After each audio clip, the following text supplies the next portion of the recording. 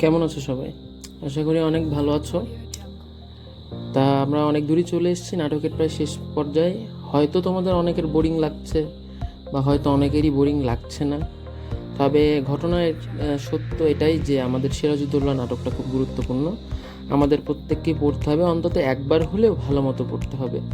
বাকি বারগুলো তুমি যখন পুরো নাটক পড়ে জেনে গেলা যে আসলে এই এই জায়গাগুলো ইম্পর্ট্যান্ট, এবং একবার পুরোটা পড়ে ইম্পর্ট্যান্ট জায়গাগুলো নোট ডাউন বা একটু দাগ দিয়ে রাখলা, সেক্ষেত্রে পরবর্তীতে পড়তে তোমার একদমই সোজা লাগবে, সত্যি বলছি। কিন্তু প্রথমবার পড়তে একটু কষ্ট হবে।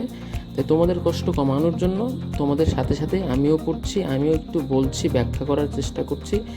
আশা করি বিষয়টা তোমরা পজিটিভভাবে নেবা। আর যে কোনো সমস্যা হলে অবশ্যই আমার সাথে যোগাযোগের চেষ্টা করবা। তাই এর আগের দিন আমরা পড়েছিলাম ঠিক এত দূর পর্যন্ত। এখানে লুৎফা আর নবাব সিরাজউদ্দৌলা কথা বলছিল। লুৎফা আসলে বলছিল যে কেন খসেটি বেগম অর্থাৎ সিরাজের খালা তার উপর রাগান্বিত। লুৎফা মনে করছে নবাব বারবার তাকে তার সম্পত্তি নিয়ে হস্তক্ষেপ করছে বা তাকে আসলে মানে বাধা প্রদান করছে দেখে বিভিন্ন বিষয়ে, তাই হয়তো তার খালাম্মা অর্থাৎ খসেটি বেগম রাগ করছে। কিন্তু নবাব সিরাজউদ্দৌলা কিন্তু একজন বিচক্ষণ ব্যক্তি ছিলেন। তিনি কিন্তু সে সকল কারণে নয়, তিনি জানতেন যে ঘসেটি বেগম আসলে বাংলার স্বাধীনতাতে আসলে হস্তক্ষেপ করছিল এবং তার ছেলেকে, তার আসলে কি বলবো, একটা অপদার্থ ছেলেকে সে রাজা হিসেবে দেখতে যাচ্ছিল, যা বাংলার জন্য, বাংলার স্বাধীনতা এবং সার্বভৌমত্বের জন্য প্রচণ্ড ক্ষতিকর ছিল। এই জন্য সিরাজউদ্দৌলা তার গতিবিধির উপর নজর রাখত এবং তাকে আসলে এইভাবে তাদের রাজপ্রাসাদে এইভাবে বন্দি করে রাখা হলো যাতে সে ইংরেজ এবং অন্যান্য যারা ছিল, রাজবল্লভ, জগৎ শেঠ, এদের সাথে যোগাযোগ করে বাংলার স্বাধীনতার ক্ষতি হয় বা মানে ক্ষুণ্ণ হয় এরকম কোনো মজলিসের আয়োজন সে না করতে পারে। তা চলো আমরা এর পরের আলোচনাতে চলে যাই যে আসলে আমরা যতটুকু পড়ছিলাম তারপর থেকে কি বলছে লুৎফা এবং নবাব। আমরা প্রথমেই চলে আসি লুৎফার বক্তব্যে। লুৎফা বলছে, আমি আপনার বিরুদ্ধে অভিযোগ আনবার জন্য কত কথা বলিনি জাহাপনা। খালাম্মা রাগে প্রায় কাঁদতে কাঁদতে বেরিয়ে গেলেন। তাই সিরাজ, তাই তোমার মনে হলো ওর টাকা পয়সা হাত দিয়েছি বলেই উনি আমার উপর অতখানি বিরক্ত হয়েছেন? কিন্তু তুমি জানো না কতখানি উৎসাহ নিয়ে উনি অজস্র অর্থ ব্যয় করেছেন শওকত জঙ্গের কামিয়াবির জন্য। শুধু শওকত জঙ্গ কেন, আমার শত্রুদের শক্তি বৃদ্ধির জন্য ওর দান কম নয়। শওকত জঙ্গ ছিলেন কার বলতো, কার ছেলে? তিনি ছিলেন কিন্তু ইয়ার অর্থাৎ ঘসেটি বেগমের ছেলে। লুৎফা বলছে, আমি মাপ চাইছি জাহাপনা, আমার অন্যায় হয়েছে। সিরাজ, লুৎফা এত দেয়াল কেন বলতো? লুৎফা, দেয়াল? কোথায় দেয়াল জাহাপনা? সিরাজ, আমার চারপাশে লুৎফা, আমার সারা অস্তিত্ব জুড়ে কেবল যেন দেয়ালের ভিড়। উজির, আমাত্য, সেনাপতিদের এবং আমার মাঝখানে দেয়াল।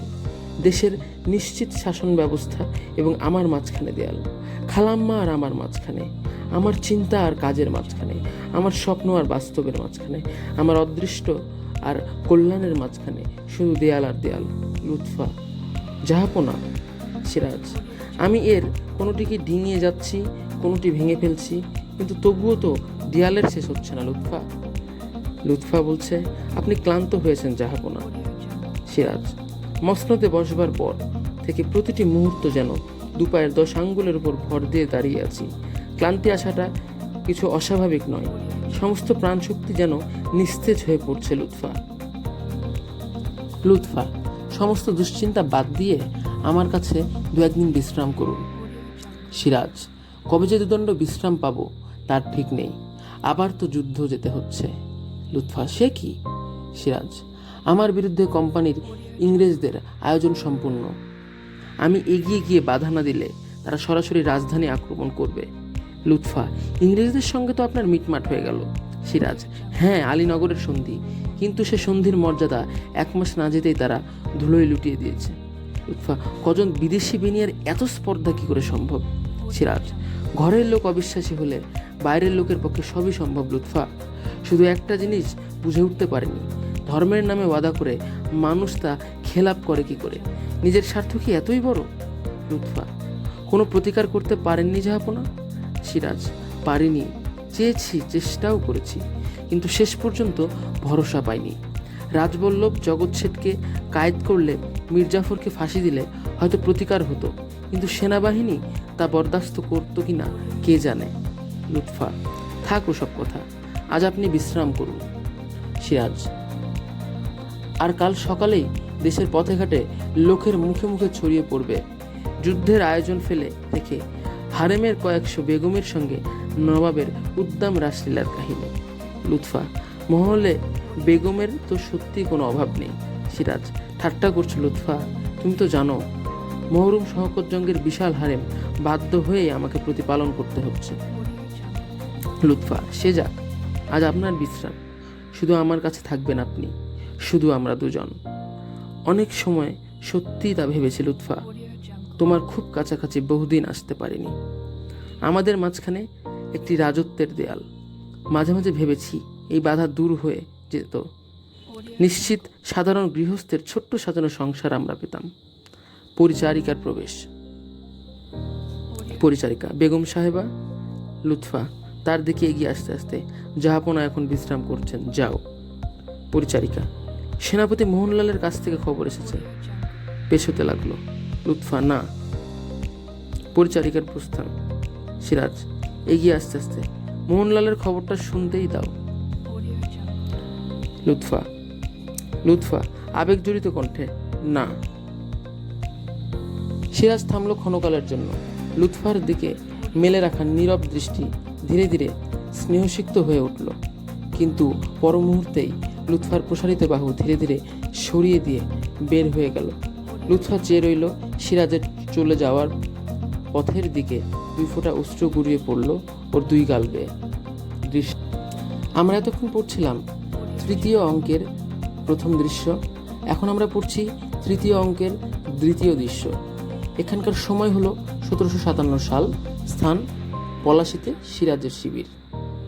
আগের দৃশ্যে দেখলাম আমাদের লুৎফা এবং সিরাজ, নবাব সিরাজের এবং লুৎফা তার স্ত্রী, তাদের একটি আবেগঘন কথোপকথন, যেখানে নবাব তার হতাশা প্রকাশ করেছে এবং লুৎফা বিশ্রাম নিতে বলার পরও যখন মোহনলালের খবর আসলো তখন নবাব বেরিয়ে পড়লেন লুৎফাকে কাঁদিয়ে। এখন দেখো এই 3য় দৃশ্যে কি হচ্ছে। 3য় দৃশ্যের স্থানটা কি? পলাশীতে সিরাজের শিবির, অর্থাৎ অলরেডি যুদ্ধ প্রস্তুতি শুরু হয়ে গেছে বা যুদ্ধ শুরু হয়ে গেছে বলা চলে। সিরাজ: 2য় প্রহর অতিক্রান্ত হলো, শুধু ঘুম নেই শেয়াল আর সিরাজউদ্দৌলার চোখে। আবার নীরব পায়চারি ভেবে আমি অবাক হয়ে যাই। মোহনলালের প্রবেশ। সিরাজ: সত্যি অবাক হয়ে যায় মোহনলাল, ইংরেজ সভ্যজাতি বলে শুনছি, তারা শৃঙ্খলা জানে, শাসন মেনে চলে, কিন্তু এখানে ইংরেজরা যা করছে তা তো স্পষ্ট রাজদ্রোহ। একটা দেশের শাসন ব্যবস্থার বিরুদ্ধে তারা অস্ত্র ধরছে, আশ্চর্য। মোহনলাল: জাহাপনা। সিরাজ: হ্যাঁ বলো মোহনলাল, কি খবর? মোহনলাল: ইংরেজের পক্ষে মোট সৈন্য 3000-এর বেশি হবে না, অবশ্য তারা অস্ত্র চালনায় সুশিক্ষিত। নবাবের পক্ষে সৈন্য সংখ্যা 50,000-এর বেশি, ছোট বড় মিলিয়ে ওদের কামান হবে গোটা 10। আমাদের কামান 50টার বেশি। সিরাজ: এখন প্রশ্ন হলো আমাদের সব সিপাহি লড়বে কিনা এবং সব কামান থেকে গোলা ছুটবে কিনা। মোহনলাল: জাহাপনা। সিরাজ: এমন আশঙ্কা কেন করছি তা জানতে চাইছো তো? মীর জাফর, রায়দুল্লাহ, বিয়ার, লুৎফা নিজের সেনাবাহিনী নিয়ে যুদ্ধক্ষেত্রে উপস্থিত হয়েছে, কিন্তু আমার বিশ্বাস করতে প্রবৃত্তি হয় না যে ওরা ইংরেজদের বিরুদ্ধে লড়বে। মোহনলাল: সিপাহসালার আরও একখানা গোপন চিঠি ধরা পড়েছে সিপাহসালার, অর্থাৎ মীর জাফরের। নবাবের হাতে পত্রদান, নবাব সেটা পড়ে হাতের মুঠোয় মুচড়ে ফেললেন। সিরাজ: বেঈমান। মোহনলাল: ক্লাইভের আরও 3খানা চিঠি ধরা পড়েছে, সে সিপাহসালারের জবাবের জন্য পাগল হয়ে উঠেছে মনে হয়। সিরাজ: সাংঘাতিক লোক এই ক্লাইভ, মতলব হাসিল করার জন্য যে কোনো অবস্থার ভেতরে ঝাঁপিয়ে পড়ে, ওর কাছে সবকিছুই যেন বড় রকমের জুয়ো খেলা। সিরাজ: বলো মীর মর্দান। ইংরেজ সৈন্য লক্ষভাগে আশ্রয় নিয়েছে, ক্লাইভ এবং তার সেনাপতিরা উঠেছে গঙ্গা তীরের ছোট বাড়িটাই, এখান থেকে প্রায় 1 ক্রোশ দূরে। সিরাজ: তোমাদের ফৌজ সাজাবার আয়োজন শেষ হয়েছে তো? আশা করি তোমরা বুঝতে পারছো যে এই দৃশ্যে অলরেডি যুদ্ধ শুরু হয়ে গেছে এবং পলাশীতে সিরাজের যে শিবির, মানে যুদ্ধের তাবু টাঙানো শেষ, এখন তারা আসলে প্ল্যানিং করতেছে যে অলরেডি যুদ্ধ স্টার্ট, অর্থাৎ লুৎফার সাথে নবাবের কথা হচ্ছিল তাদের আসলে হারেম বা তাদের যেখানে তারা আসলে একসাথে একান্তে সময় কাটাচ্ছিল, সেখান থেকে অনেকগুলো বিষয় স্কিপ হয়ে সরাসরি চলে এসেছে নাটক পলাশিতে সিরাজের শিবিরে, অর্থাৎ যে যুদ্ধটা ইংরেজরা প্ল্যান করছিল নবাবের বিরুদ্ধে এবং নবাবও সেটার কাউন্টার দেওয়ার জন্য রেডি হচ্ছিল। এখন দেখো মীর মর্দান কি বলছে। মীর মর্দান বলছে, আমরা সব গুছিয়ে ফেলেছি নকশা দেখাতে দেখাতে। আপনার ছাউনির সামনে গড়বন্দি হয়েছে, ছাউনির সামনে মোহনলাল, সাফরে আর আমি, আর ডান দিকে গঙ্গার ধারে ওই ঢিপিটার উপরে একদল পদাতিক আমার জামাই বদ্রি আলী খাঁর অধীনে যুদ্ধ করবে। বদ্রি আলী খাঁ কার জামাই ছিল? এটা কিন্তু এমসিকিউ আসে, ঠিক আছে? মীর মর্দানের জামাই। তার ডান পাশে গঙ্গার দিকে একটু এগিয়ে নৌবে সিং হাজারির বাহিনী, বাদিক দিয়ে লক্ষ্যভাগ পর্যন্ত অর্ধচন্দ্রাকার সেনাবাহিনী সাজিয়েছেন সিপাহসালার, রায়দুর্লভ আর ইয়ার লুফত খা সিরাজ। নকশার কাছ থেকে সরে এসে একটু পায়চারি করলেন। কত বড় শক্তি, তবু কত তুচ্ছ মীর মর্দান। মীর মর্দান, যাহাপনা। সিরাজ, আমি কি দেখছি জানো? কেমন যেন অঙ্কের হিসেবে ওদের সুবিধের পাল্লা ভারী হয়ে উঠেছে। মীর মর্দান, ইংরেজদের ঘায়েল করতে সেনাপতি মোহনলাল, সাফরে আর আমার বাহিনী যথেষ্ট। সিরাজ, ঠিক তা নয় মীর মর্দান। আমি জানি তোমাদের বাহিনীতে 5,000 ঘোড়সওয়ার আর 8,000 পদাতিক সেনা রয়েছে, তারা জান দিয়ে লড়বে। কিন্তু সমস্ত অবস্থাটা কি দাঁড়াচ্ছে, এসো তোমাদের সঙ্গে আলোচনা করি। মোহনলাল, যাবো না। সিরাজ, মীর জাফরের বাহিনী সাজিয়েছে দূরে লক্ষ্যভাগের অর্ধেকটা ঘিরে। যুদ্ধে তোমরা হারতে থাকলে ওরা 2 কদম এগিয়ে ক্লাইভের সঙ্গে মিলবে বিনা বাধায়, যেন নিশ্চিন্তে আত্মীয়র বাড়ি যাচ্ছে। মীর মর্দান, কিন্তু আমরা হারবো কেন? সিরাজ, না হারলে ওরা যে তোমাদেরই উপর গুলি চালাবে না তার কোনো নিশ্চয়তা নেই। যাক, শিবিরের কাছে ওদের ফৌজ রাখবার কথা আমরাও ভাবি না, কারণ সামনে তোমরা যুদ্ধ করতে থাকলে ওরা পেছনে নবাবের শিবির দখল করতে এক মুহূর্ত দেরি করবে না। মোহনলাল, ওদের সেনাবাহিনী যুদ্ধক্ষেত্রে না আনলেই বোধ হয়। সিরাজ, এনেছি চোখে চোখে রাখার জন্য, পেছনে রেখে দিলে ওরা সঙ্গে সঙ্গে রাজধানী দখল করত। মীর মর্দান, এত চিন্তিত হবার কারণ নেই জাহাপনা, আমাদের প্রাণ থাকতে নবাবের কোনো ক্ষতি হবে না। সিরাজ, আমি জানি, তাই আরও বেশি ভরসা হারিয়ে ফেলছি। তোমাদের প্রাণ বিপন্ন হবে অথচ স্বাধীনতা রক্ষা হবে না, এই চিন্তাটাই আজ বেশি করে পীড়া দিচ্ছে। মোহনলাল, আমরা জয়ী হব জাহাপনা। সিরাজ, পরাজিত হবে আমি কি তা ভাবছি? আমি শুধু অশুভ সম্ভাবনাগুলো শেষবারের মতো খুঁটিয়ে বিচার করে দেখছি। আগামীকাল তোমরা যুদ্ধ করবে, কিন্তু হুকুম দেবে মীর জাফর। যুদ্ধক্ষেত্রে সেনাবাহিনীতে অভ্যন্তরীণ গোলযোগ এড়াবার জন্য যুদ্ধের সর্বময় কর্তৃত্ব সিপাহসালারকে দিতেই হবে।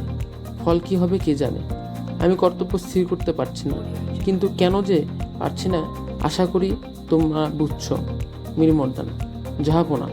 সিরাজ, আজ আমার ভরসা আমার সেনাবাহিনীর শক্তিতে নয় মোহনলাল, আজ আমার একমাত্র ভরসা আগামীকাল যুদ্ধক্ষেত্রে বাংলার স্বাধীনতা মুছে যাবার সূচনা দেখে মির্জাফর, রায়দুর্লভ, ইয়ার লুফতের মনে যদি দেশপ্রীতি জেগে ওঠে, সেই সম্ভাবনাটুকু। কিছুটা কোলাহল শোনা গেল বাইরে। 2জন প্রহরী এক ব্যক্তিকে নিয়ে হাজির হলো। প্রহরী, হুজুর, এই লোকটা নবাবের ছাউনির দিকে এগোবার চেষ্টা করছিল। বন্দি, শঙ্কর কণ্ঠন, আমি পলাশি গ্রামের লোক হুজুর, রৌশনী দেখতে এখানে এসেছি। মোহনলাল, তল্লাশি করো। কিন্তু একে সাধারণ গ্রামবাসী বলে মনে হচ্ছে না জাহাপনা। মীর মর্দান, বাইরে নিয়ে যাও, কথা আদায় করো। হঠাৎ দেখি এ তো কমর বেগ জমাদার, মির্জাফরের গুপ্তচর উমর বেগের ভাই, এও গুপ্তচর। কমর সহসা মাটিল, জাহাপনার কাছে বিচারের জন্য এসেছি, আমাকে আসতে দেয় না, তাই চুরি করে হুজুরের কদম মুবারকে ফরিয়াদ জানাতে আসছিলাম। সিরাজ, কাছে এগিয়ে এসে, কি হয়েছে তোমার? কমর, আমার ভাইকে সেনাপতি মোহনলালের হুকুমে খুন করা হয়েছে হুজুর। সিরাজ, মোহনলাল? মোহনলাল, গুপ্তচর উমর বেগ জমাদার হাতে নাতে ধরা পড়েছিল জাহাপনা, ক্লাইভের চিঠি ছিল তার কাছে। প্রহরীদের হাতে ধরা পড়বার পর সে পালাবার চেষ্টা করে, ফলে প্রহরীদের তলোয়ার খায়ে সে মারা গেছে। সিরাজ অবিশ্বাসের দৃষ্টিতে মোহনলালের দিকে এক দৃষ্টি চেয়ে রইলেন। মোহনলাল যেন দোষ ঢাকবার চেষ্টায়, সে চিঠি জাহাপনার কাছে আগে দাখিল করা হয়েছে। সিরাজ মোহনলালের দিকে থেকে দৃষ্টি ফিরিয়ে একটু পায়চারি করে চিন্তিত হলো, কথায় কথায় মৃত্যুবিধান করাটাই শাসকের সবচাইতে যোগ্যতার পরিচয় কিনা সে বিষয়ে আমি নিঃসন্দেহ নেই মোহনলাল। কমর, জাহাপনা মেহেরবান। সিরাজ প্রহরীদের, একে নিয়ে যাও, কাল যুদ্ধ শেষ হবার পর একে মুক্তি দেবে। কমর রুদ্ধস্বরে, এই কি জাহাপনার বিচার? সিরাজ, আমি জানি এখানে এই অবস্থায় শুধু ফরিয়াদ জানাতেই আসবে, এতটা নির্বোধ তুমি নাও। কঠোর স্বরে প্রহরীদের, নিয়ে যাও। বন্দি কিনে প্রহরীর প্রস্থান।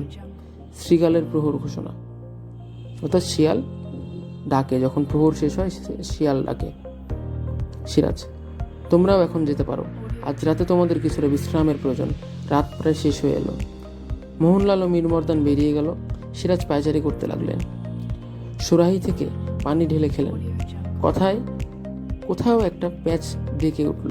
সিরাজের উৎকর্ণ হয়ে তা শুনলেন। কি যেন ভেবে রেহেলে রাখা কোরআন শরীফের কাছে গিয়ে জায়নামাজে বসলেন। কোরআন শরীফ তুলে ওষ্ঠে ঠেকিয়ে রেহেলের উপর রেখে পড়তে লাগলেন। দূর থেকে আজানের ধ্বনি ভেসে এলো। সিরাজের কোরআন শরীফে জরিফ মুড়ে রাখলেন, আসসালাতু খাইরুম মিনান নাওম। এরপর মোনাজাত করলেন। আস্তে আস্তে পাখির ডাক জেগে উঠতে লাগলো। হঠাৎ সুতীব্র তুর্জনাদ স্তব্ধতা ভেঙে খান খান করে দিল। দৃশ্যান্তর, অর্থাৎ আমরা শেষ করলাম তৃতীয় অঙ্কের দ্বিতীয় দৃশ্য। আগামী ক্লাসে তোমাদের সাথে দেখা হবে তৃতীয় অঙ্কের তৃতীয় দৃশ্য নিয়ে। আমরা খুব তাড়াতাড়ি চলে এসেছি। এরপর তৃতীয় অঙ্কের চতুর্থ দৃশ্য এবং চতুর্থ অঙ্কের মাত্র 2টি দৃশ্য আছে, অর্থাৎ আর একটা বা 2টা ক্লাসের মধ্যেই হয়তো সিরাজউদ্দৌলা নাটক তোমরা খুব সুন্দরভাবে শেষ করবা। ভালো থেকো, সুস্থ থেকো। আর হ্যাঁ, অবশ্যই এটা পড়ার পর, এতটুকু পড়ার পর ইম্পর্টেন্ট যে লাইনগুলো মনে হচ্ছে এমসিকিউ আসার মতো, স্পেশালি নামগুলো, কার সাথে কী সম্পর্ক, কার কে জামাই, এটা তোমাদের বোঝার মতো বয়স হয়ে গেছে। অবশ্যই দাগিয়ে রেখো। আমি দাগাচ্ছি না বলে তোমরা ভেবো না যে আসলে এটা দাগিয়ে পড়ার প্রয়োজন নেই। আমি সম্পূর্ণটাই পড়াচ্ছি, তাই আমি দাগাচ্ছি না। তোমরা যদি বলো সেক্ষেত্রে আমি দাগিয়েও পড়াবো, আমাকে অবশ্যই জানিও।